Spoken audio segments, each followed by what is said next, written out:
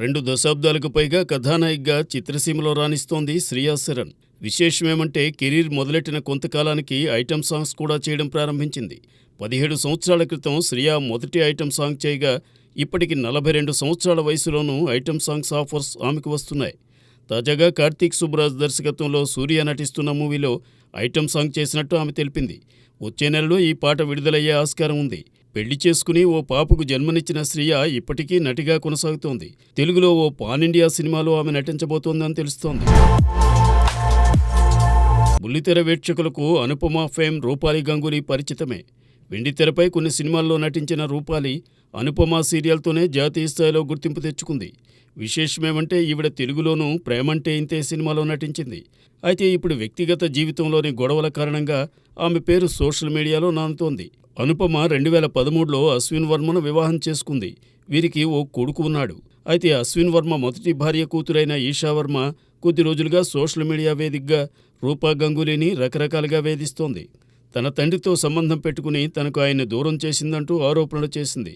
కొద్ది కాలంగా మౌనంగా వాటిని భరించిన రూపా గంగూలీ ఇప్పుడు ఈ వివాదంలోకి 11 సంవత్సరాల వయసున్న తన కొడుకు పేరును లాగడంతో ఇక ఉపేక్షించకూడదని నిర్ణయించుకుంది.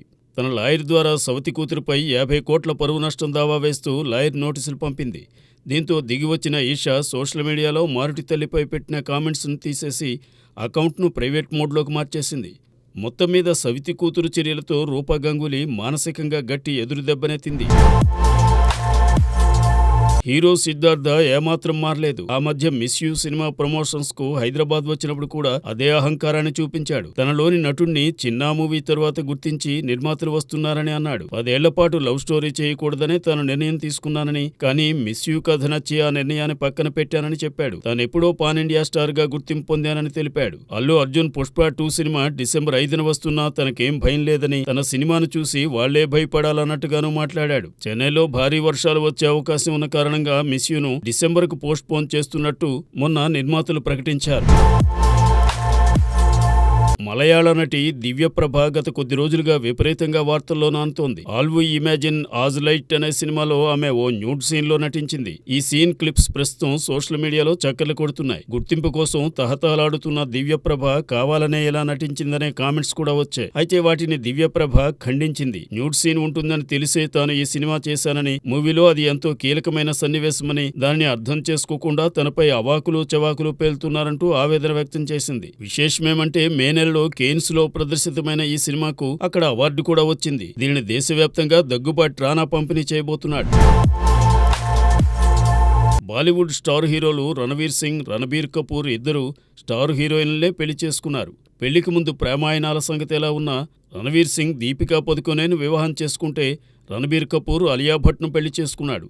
ఇద్దరూ తండ్రులు కూడా అయ్యారు.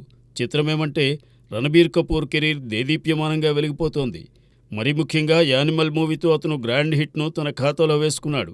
అలానే రామాయణ్ మూవీతో పాటు సంజయ్ లీలా భన్సాలి చిత్రం లవ్ అండ్ వార్లో నటిస్తున్నాడు. కానీ ఇటు రణవీర్ సింగ్ కెరీర్ డోల్ డ్రమ్స్లో పడిందేమో అనిపిస్తోంది.